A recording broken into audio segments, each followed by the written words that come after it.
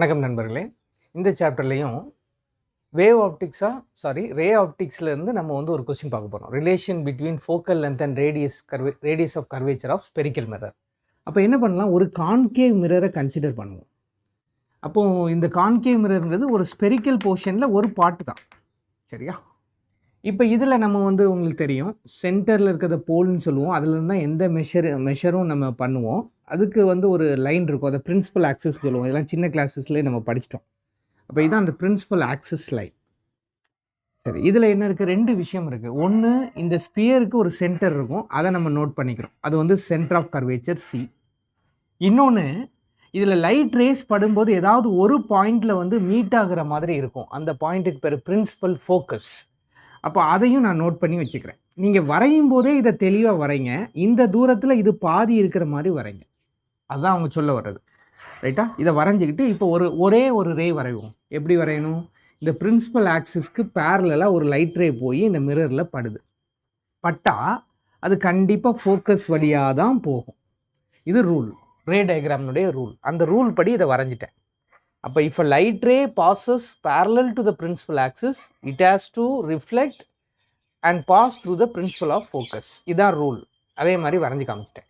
இப்போ எனக்கு இதனுடைய ஆங்கிள்ஸ் வேணும். அப்போ என்ன பண்ணுறேன், இது டச் ஆன இடத்துக்கு என்ன பேர் வச்சுருக்காங்க, எம்னு வச்சுருக்காங்க. நம்மளும் எம்னு வச்சுருக்கோம், ரைட் தானா?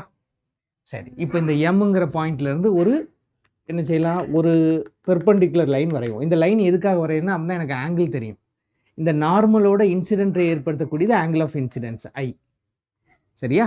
இது ஆக்சுவலாக ஆங்கிள் ஆஃப் ரிஃப்ளெக்ஷன் ஆர் தான். ஆனால் நமக்கு ரூல் படி ரெண்டும் சேமுங்கிறதுனால இதையும் ஐன்னு எழுதிக்கிறேன், சரிதானா?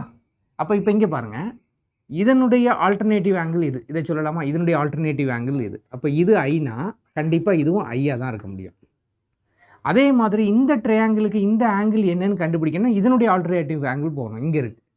அப்போ இது மொத்தத்தில் ஐ அண்ட் ஐ 2i போட்டுருங்க, இவ்வளோதான். இப்போ இதை நம்ம ஒரு ட்ரையாங்கிளாக பார்க்கணுங்கிறதுக்காக இந்த வளைவை நம்ம நெக்லெக்ட் பண்ணிவிட்டு இதை நம்ம ஒரு ஸ்ட்ரெயிட் லைனாக போட்டு அதை போல்னு எடுத்துப்போம். ஆக்சுவலாக இதுதான் போல், நம்ம இதை இங்கே எடுத்துப்போம். இப்போ ரெண்டு ட்ரையாங்கிள் இருக்குது.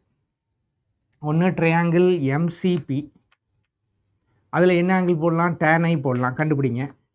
அப்போ tan iங்கிறது opposite, that is PM by பிசின்னு வரும், கரெக்டாக? அதே மாதிரி இன்னொரு ட்ரையாங்கிள் எடுங்க, ட்ரையாங்கிள் எம்எஃப்பி, அதில் அதே மாதிரி tan அப்ளை பண்ணுங்கள். அது என்ன வரும், tan 2iன்னு வரும். இப்போ tan 2i equal to PM by பிஎஃப்னு எடுத்துக்கலாம்.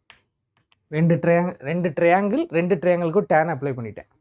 இப்போ ஃபார் அவர் கன்வீனியன்ஸ் tan 0,0ங்கிறதுனால tan ஐயை you can consider them as I, சரியா?